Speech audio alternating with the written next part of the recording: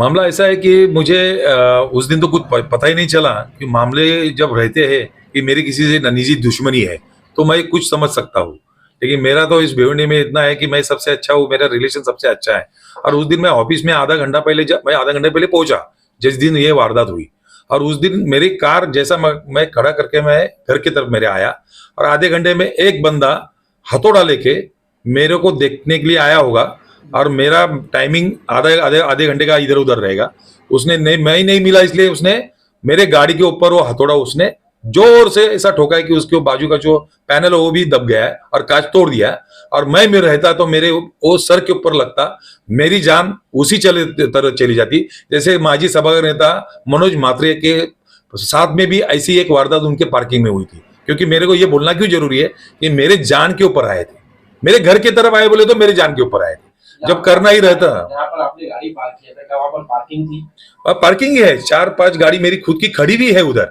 उस 4 गाड़ी में मेरे 4 गाड़ी के बीच में मेरी गाड़ी क्यों तोड़ी गई? मतलब एक तो उनका इंटेंशन है, ये गाड़ी में मैं रेगुलर चलता हूँ। उस दिन मैं अवतार पार्टी से भी आया था, जुम्मा था, फ्राइडे था।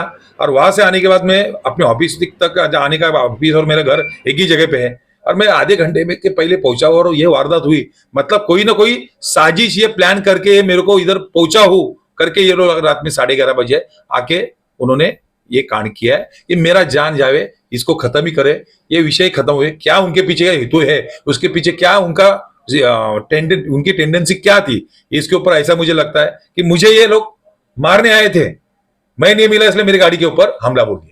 क्या कारण लगता है, जैसे कि देखा जाए गाड़ी पर हमला करना, फिर उसके बाद इस तरह के हमले को लेकर आपने किसी प्रकार की शिकायत पुलिस सहायता जी की तुरंत, जैसा मेरे को मालूम पड़ा बाहर बच्चे खड़े थे, वो जो जिसने गाड़ी के ऊपर हमला बोल दिया और उसने मेरे नाम से गाली बिली गलोच करके कि इसको छोड़ेंगे नहीं जिंदा और ऐसा करके मिला नहीं हाथ में और भाग गया।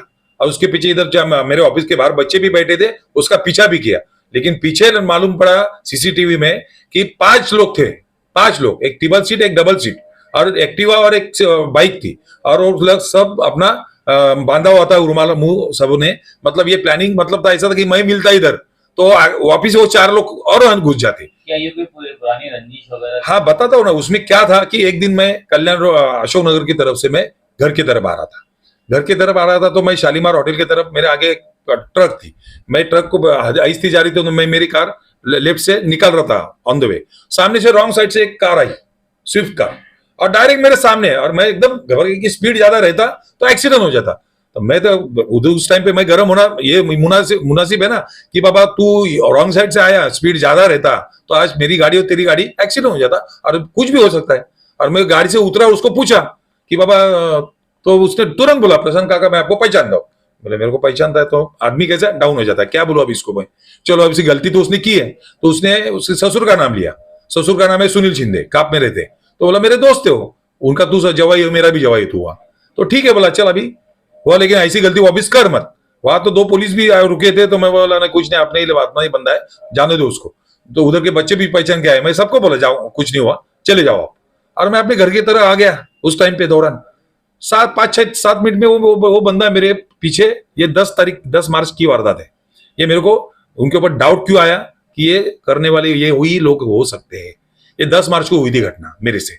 ये मेरे पीछे बंदा इतना होने के बाद कल्याण रोड पे मेरे पीछे आया, मेरे पार्किंग में उसी दिन। मैं बोला तू वापिस मेरे पीछे क्यों आया?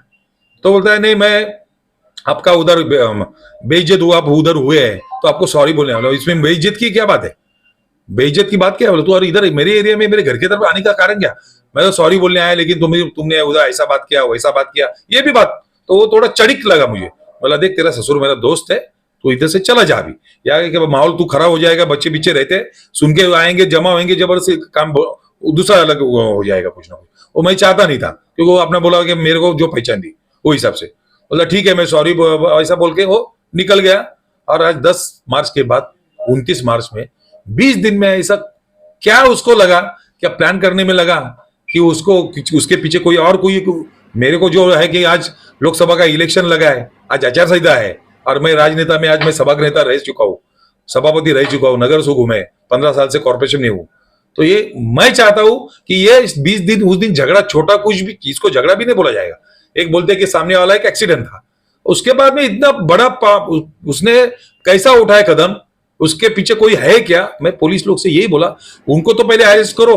2 दिन में चुप था, मैं उनको टाइम दिया कि उनको पकड़ने में, वो फरार है। लेकिन आज उनका लोकेशन ट्रैक पे लो, लोकेशन मिल सकता है उनको किधर भी। आज उसमें अशोक नगर का एक बंदा, उसका कैमरे में चेहरा आया, गणेश विषय उसका नाम है, आज उसका चेहरा सामने आया। उसने नकाब ये रुमाल नहीं बांधा था, पूरा चेहरा। उसके घर 4 नंबर बिल्डिंग, अशोक नगर की बिल्डिंग में वो रहता है। मतलब 2 बच्चे ट्रेस हुए हैं, उसमें से उससे बात भी हुई उस दिन। उसको जब हम लोग कंप्लेंट करने गए, तुरंत यहाँ पर चोपड़े साहब आए क्राइम के, और अनिल सिरसाट साहब आए घटनास्थल पे। 10 मिनट में आ गए पुलिस लोग। मैंने सब मालूमात आज क्यों दे रहा हूं कि 2 दिन से मैं इंतजार कर रहा हूं, लेकिन बंगाल से या कलकत्ता से आदमी लेके आने में 2 दिन नहीं लगता, लेकिन यहाँ के लोकल लोग के एड्रेस है, उनके घर मालूम है।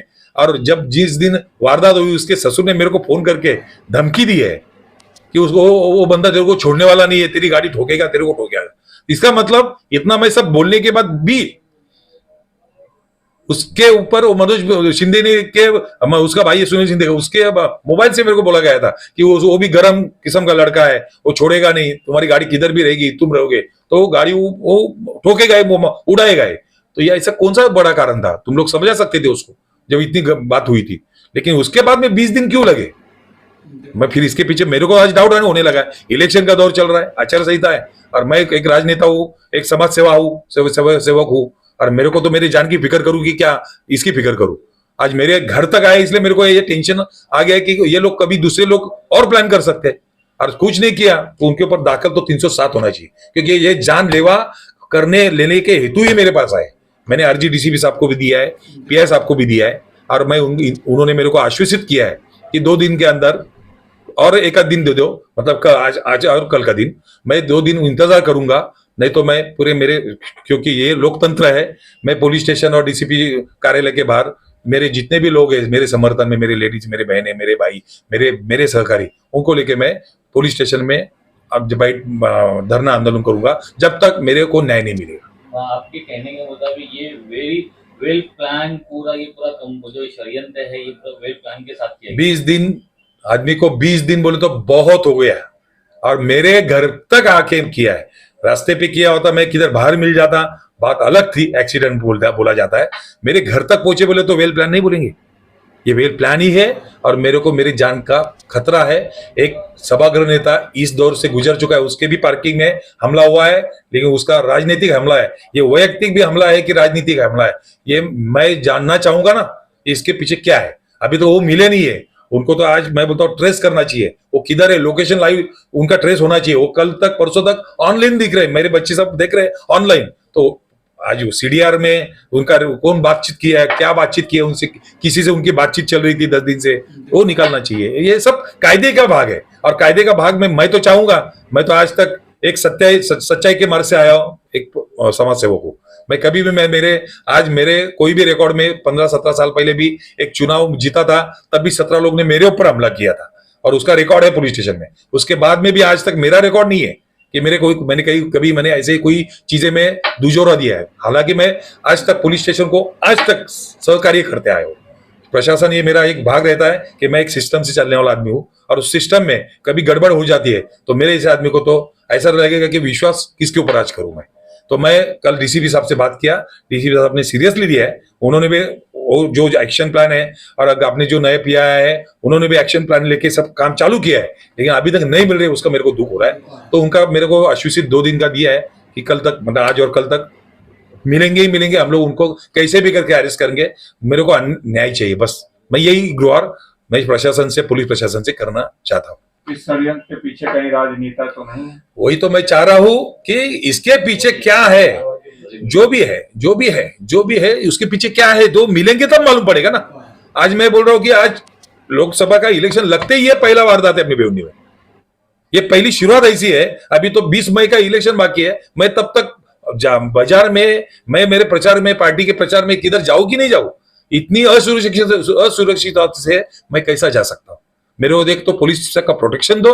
मैं आज लाइसेंसधारी वेपन वाला हूं, मैं जमा कर दिया है, मेरे को आज वही डर है कि मेरे को प्रोटेक्शन कैसे मिलेगा।